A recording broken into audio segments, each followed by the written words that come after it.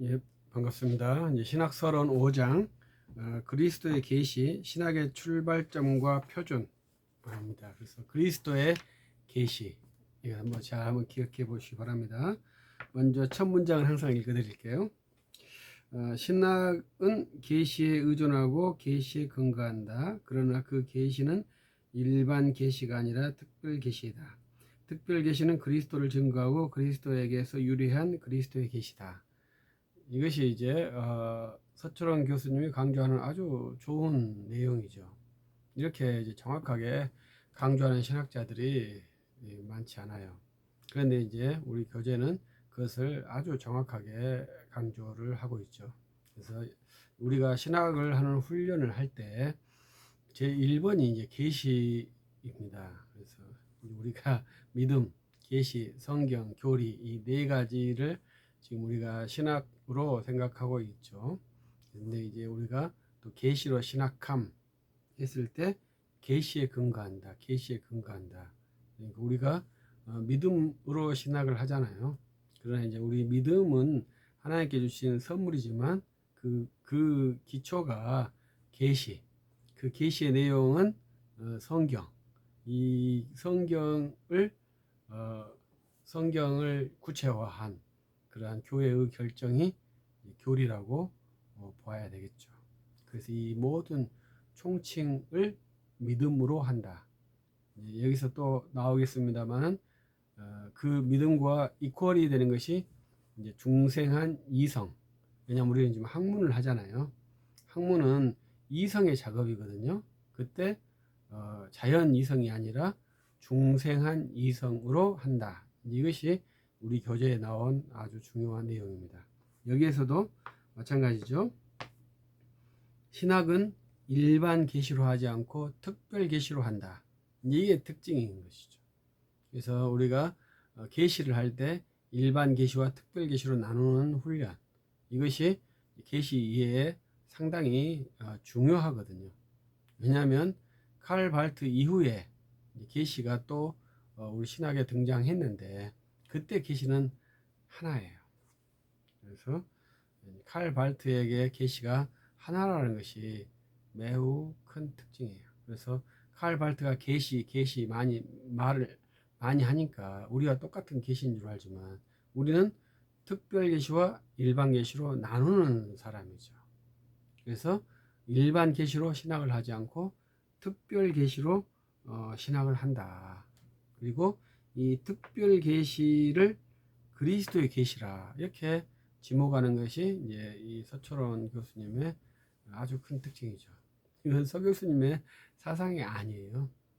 이것은 고대 교회의 사상이에요. 그래서 이것을 아주 구체적으로 밝히는 것이 이 서철원 교수님의 저술의 굉장히 큰 특징이죠. 다른 이제 신학자들의 책은 구체적으로 밝히는 내용이 많지 않아요. 그래서 평이하게 다 서술한 형태로 쓰기 때문에 그 책에서 어떤 임팩트를 가져오는 것이 어렵거든요. 그러나 이제 거기에 이제 반작용으로 쓰여진 책이기 때문에 그런 어떤 임팩트를 주고 있어요. 그러한 임팩트를 받은 것이 이제 이 책을 읽을 때 이제 독자들이 가질 수 있는 놀라운 선물이죠. 그래서 우리가 신학을 한다 했을 때는 특별 계시, 특별 계시는 그리스도의 계시다. 이것이 이제 이 내용이지 이제 계속 이제 그 내용을 반복하는 것이 이제 서 교수님의 특징이죠. 그래서 다른 사람들은 이러한 반복하는 것이 싫다 이렇게 말하지만 가장 효과적인 습득 방법은 하나밖에 없습니다. 반복밖에 없습니다. 우리가 공부를 열심히 하는 것은 잘 숙지하는 것은 반복이거든요. 그러나 이제 훌륭한 선생님은 그 반복을 어떻게 인지시켜서 할 것이냐 이것이 이제 중요한 훈련법이 되겠죠. 근데 이제 이 서 교수님의 책은 자연스럽게 반복을 하도록 되어 있어요. 이 책 자체가. 그러니까 어떤 말로는 한 말 또 하고 한 말 또 하고 이렇게 이제 비판이 있죠. 왜냐하면 이 됐는데 또 뒤에 또 나오니까.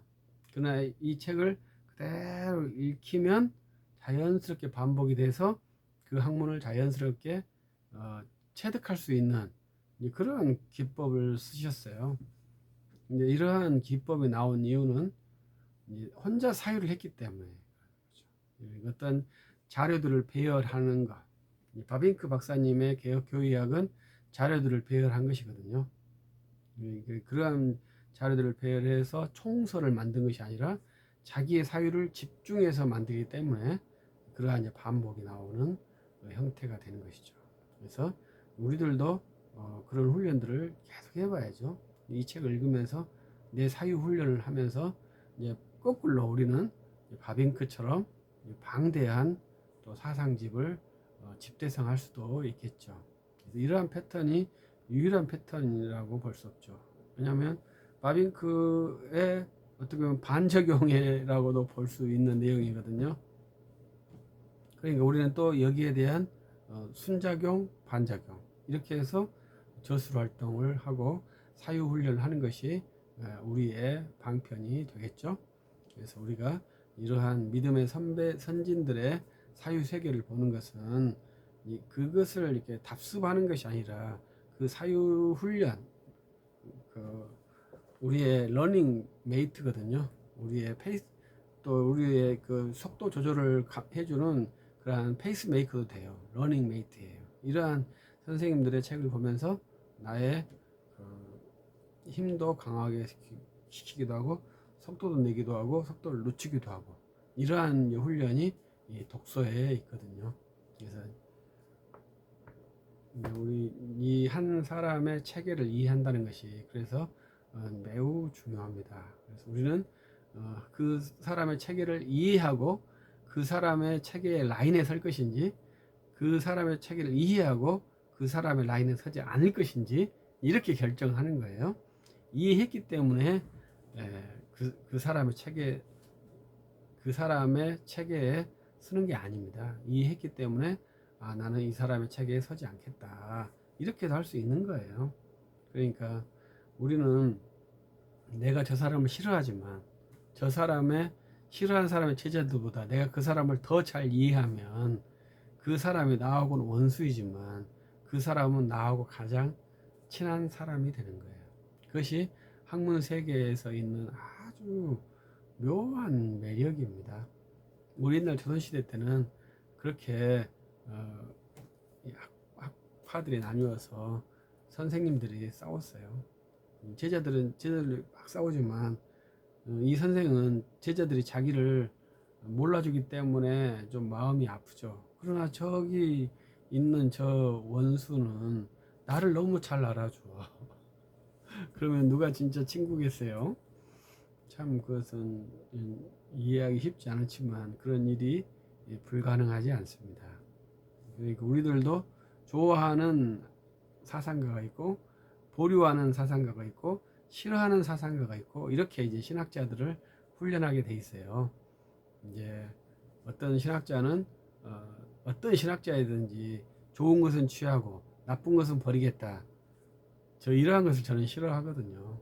내가 좋아하는 신학자는 내가 좋아하고 싫어하는 신학자는 싫어하라. 이렇게 저는 가르쳐요. 내가 좋아하는 신학자에게도 오류가 있죠. 그것을 내가 잘 이해하고 소화시켜야 되고 내가 좋아하는 싫어하는 신학자에게도 좋은 점이 있겠죠. 그러면 그것을 어떻게 처리할 것인지도 잘 훈련하는 것이 합리적이지. 좋아하는 신학자든 싫어하는 신학자든 거기서 좋은 것만 취하겠다?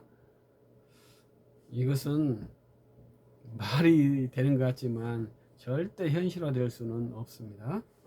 그러니까 내가 좋아하는 신학자가 어떤 사람이고 내가 싫어하는 신학자가 어떠한 사람인지 이렇게 라이닝을 지은다면 내가 신학이 이렇게 쭉 일관성이 되는 거예요. 그래서 제가 박사 논문을 칼빈과 발트를 썼는데 제 논지는 칼빈과 발트의 사상이 그 연관성이 없다 이러한 논지거든요. 그런데 이제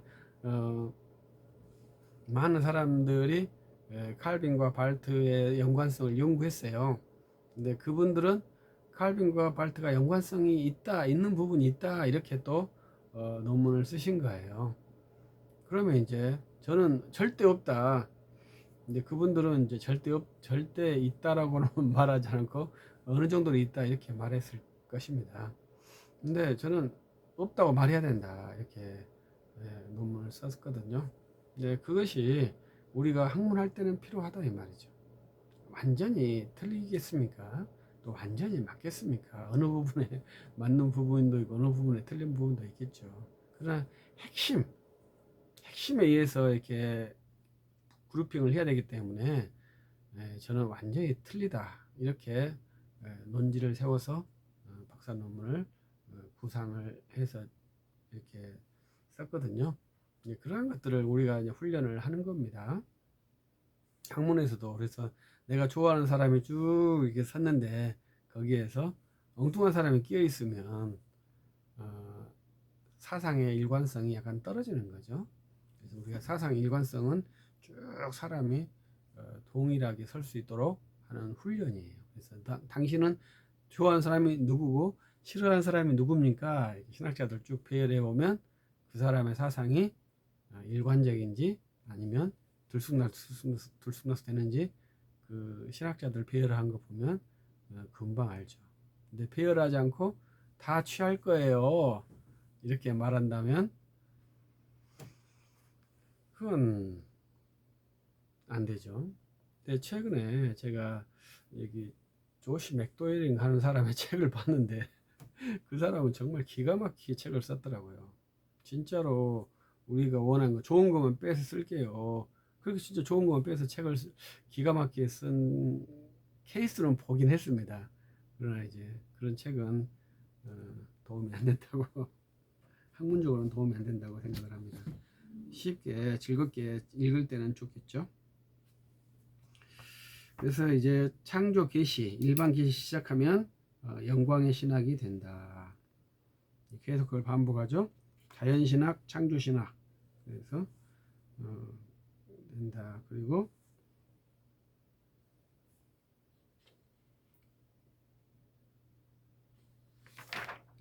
하나님의 존재는 이 신론에서 말하는 것, 무한과 유한, 시간과 영원, 이렇게 구성하고 있습니다. 여기서 다시 자연신학은 비중생자 신학이라고 말하죠. 그래서 우리가 뒤에서 말을 할 겁니다만은 중생한 이성, 중생자의 신학, 이것이 이제 특별 계시에 의한 신학이 되는 것입니다. 그래서 신학은 그리스도의 계시에서 출발한다. 이것이 이제 큰 특징이죠. 그래서 신구약의 중심이 그리스도이시다. 이러한 이제 것은 신구약의 중심이 그리스도다, 이렇게 말을 한다면 신구약을 해석할 때 기독론 중심적으로 성경을 해석할 수 있다, 이렇게 연결이 돼요. 그래서 우리가 신학을 잘 하면 이것이 성경 해석적으로 연결이 돼야 되거든요. 그래서 그리스도 중심적 성경 해석을 해야 한다, 이렇게 평가를 할 수 있겠죠. 우리가 본래 고대 교회의 성경 해석은 그리스도 중심적 성경 해석이었습니다. 그런데 이제 그것을 어떻게 해소할 것이냐, 이런 방법에서 약간의 차이점이 있었죠.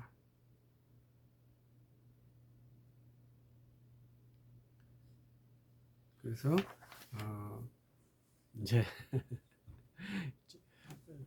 우리가 자연계시로는 안 된다. 자연계시, 창조계시, 일반계시 똑같은 말이거든요. 이런 것은 안 된다.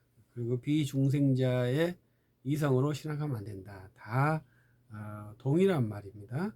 특별계시, 중생자 신학, 이러한 것으로 해야 된다. 이것이 이제 계시에 의한 신학. 그 계시는 신구약에 중심된 계시가 그리스도 계시다, 이렇게 정의하면서 마지막에 성경 계시, 이방 종교, 자연 종교면 이방 종교가 되는 것이고, 이제 특별 계시로 하면 특별 계시 문서가 우리는 제한돼 있잖아요. 그 제한된 특별 계시의 성경으로 들어가게 되는 것이죠. 그래서 계시 신학은 곧 성경에 근거한 신학이라고 말할 수 있겠습니다. 감사합니다.